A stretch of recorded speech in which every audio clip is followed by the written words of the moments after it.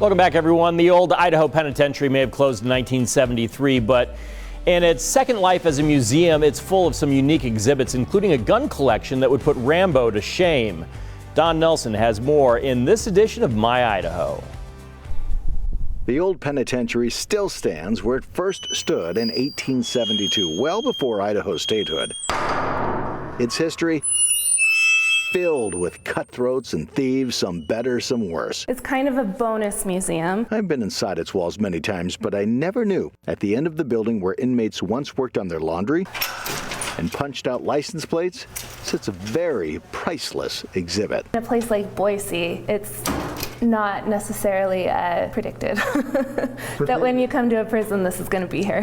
Who would have thought one of the largest private gun collections in the world would be centered right in the middle of a prison? His name? J. Curtis Earl.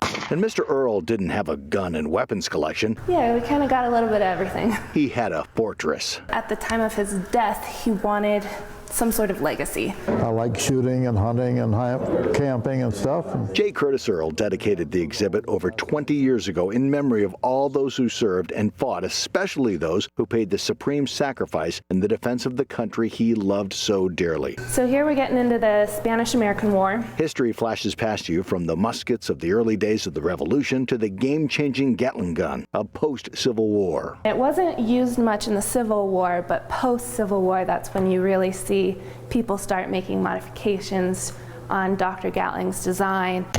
You can walk the trenches of World War I. We don't have the rats or the puddles from the rain. It's a bit sanitized, but it's still a good idea. And imagine what it would be like to pop up over the dirt for your chance to take the enemy down with rapid fire. Yeah, they're all so heavy. Yeah, but that helps absorb the recoil. And so this is one of my favorite. After the war, Prohibition and the Great Depression would follow, giving birth to a new type of criminal, the mobster, and the Tommy gun. But the famous ones that the mobsters used were these drum magazines right here. There's the weapons U.S. soldiers used to defeat Nazi Germany and the Japanese in the Pacific. This is the M1 Garand, which is really famous. That's the one where you have 8 bullets in a clip, and it's the one that makes a specific sound.